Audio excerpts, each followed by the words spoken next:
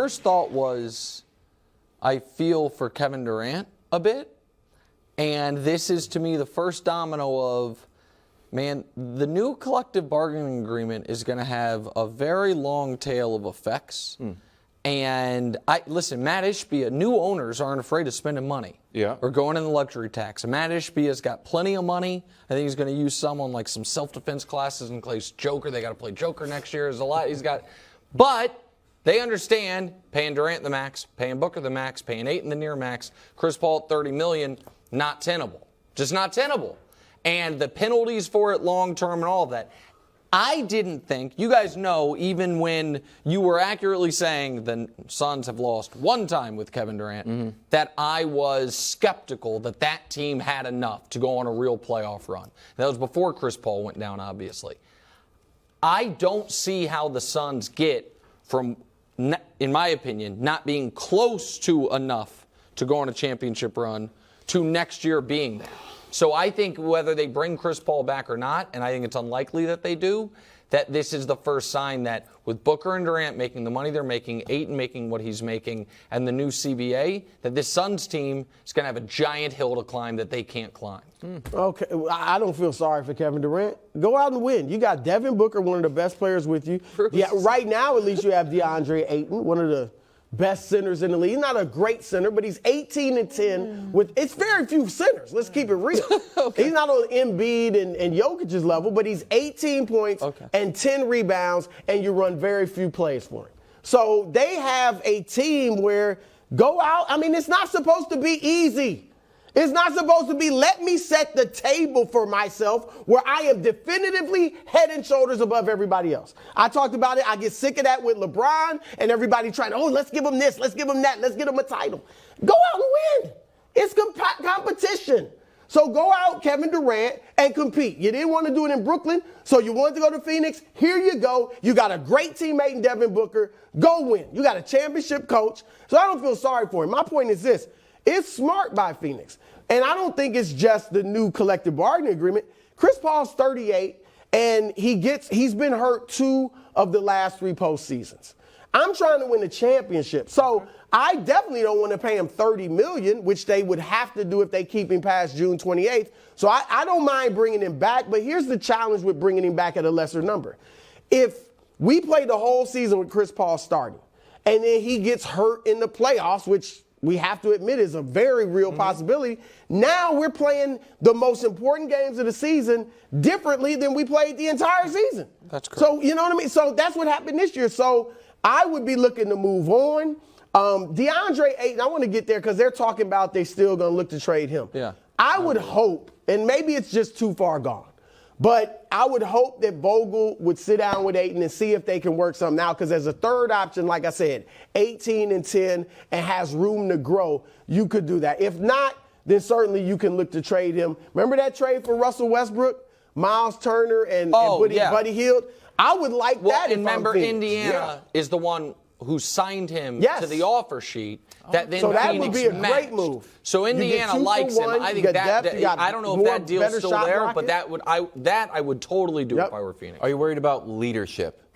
Monty Williams gone, Chris Paul gone, Kevin Durant, he's superstar, but not necessarily the vocal guy, number one. Booker's going to have to be the leader. It's got to be Booker. Yep. Okay. Booker might have to be the best player, too. Booker's on Booker the Suns. might have, yeah. I know, but you try to sneak him into again, nobody has any memory. I was not having that conversation, but that conversation was being had about 7 games into the playoffs. Is Devin Booker showing he's the best player in the world? Remember when he was shooting 80% from the field? When you shoot 80%. 70, but 70%. Was somebody saying that? Oh, people were saying I was saying he might be better than Durant, but not best in the world. You, buddy. I know, but sometimes you lean in like people. No, I thought you knew what I was talking about. I was giving you a little wink. Go ahead. Maybe one of your guys. Wow. I like the second part of the show. I like the second part of this. The second part is this. Yeah. Where do you want to see CP3 go? I've got some trade ideas. Ooh. Trade. And I also have signing trade? They can still trade him. Okay. I also have some one good thing that I think you might like. All right, the trade idea is about this. Wouldn't he be good in Boston? They need a playmaker. Somebody to set the table for Tatum and Brown so they don't have to handle the ball in the clutch because they turn it over. How about Chris Paul for a Marcus Smart or a Malcolm did Brogdon. you know Colin? No, I didn't know that. Cowherd proposed. That very smart for Chris Paul? Yeah, Chris Paul did I mean, that, yeah. I kind of like it. It gives you defense and some toughness in Phoenix, and it gives you a playmaker in Boston. The other thing, obviously, everybody's talking about the Lakers. Yeah. Look, Schroeder, you guys know I've been talking about Dennis Schroeder. I like him a lot. If they really want Chris Paul, I mean, I know the money doesn't match, but, Schroeder's in for a contract now. Schroeder, I'd love to get Vanderbilt from them, too. I don't know if the Lakers do that. Why would they don't have to trade for him. They could just sign if you're him. Chris Paul, listen, let me just give this last thing. My bad. Here's where Chris Paul should go. If he doesn't go to a contender, Houston. Forget James Harden. I bring in Chris Paul. Obviously, they're not winning anything, but you know what? I can't count on him for the playoffs anyway. So I'm not worried about winning. I'm worried about him being in my locker room, teaching the young guys, Jalen Green, you're Şengün, so close. Jabari Smith. No, teaching them how to win, how to be professionals, and when he's on the court, he won't take the ball from them. Bro. He'll set them up for shots. You think in San Antonio? Yeah, you have the that right would make state. sense too. You have listen, I think he's going to LA. But if I were the Spurs, I would say we have a ton of cap space that we actually don't really want to use on long-term deals because we want to see how good Wemby is, what type of player he is in the league. We want to be flexible, and we think we can be an attractive place once the world sees Wemby. I would consider way overpaying Chris Paul to come in and give Wemby the best setup possible. I like that. And so if Chris is not worried about trying to win a championship, and it's like this would be, when he went to OKC, they got further than we thought he would. He did with Phoenix, exactly. all of that. But I think he's Helped going to one SGA. of the LA teams. Wendy said this. I think Wendy is correct.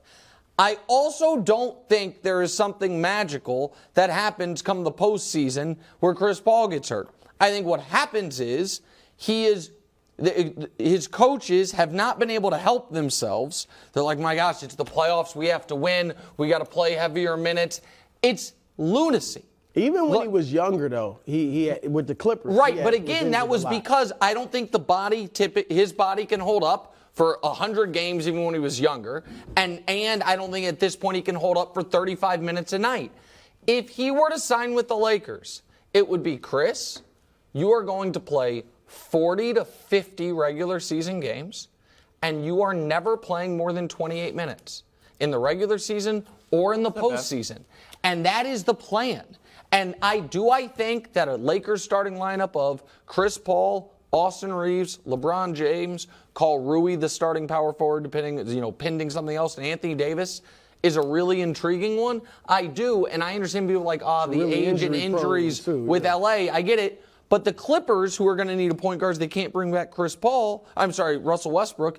They have more injury concerns than anybody in the league. Yeah. And so, to me, it's the Lakers. Where do you want them to go, Wild? Well, I think his number one asset is leadership and setting the culture. And there's a team that needs both, and it will probably be missing their main ball handler for a long time. Memphis. Oh. Here's my, because somebody else mentioned that to me. They got Tyus Jones. He's the best backup point guard in the league. So, and I know they want to keep him. I do like that though, Wildes. I think that's smart. Come in and set, now this is how we run And by the way, if you're Chris, you're not giving up a chance of winning the title. No. Like if Memphis, if everything falls right for him and Bane keeps getting better, they got out of Dylan Brooks' business. That was smart. Triple J keeps getting better and Ja gets his stuff together. It's, they're a real contender. We've got a break. We got a new episode of Weird and Wonderful coming up in 3.5 minutes. Stay tuned. Oh, that is not why we had to break. And Miami. What an episode. Thanks for watching. Subscribe here to get more from the show and to check out clips from other shows on FS1.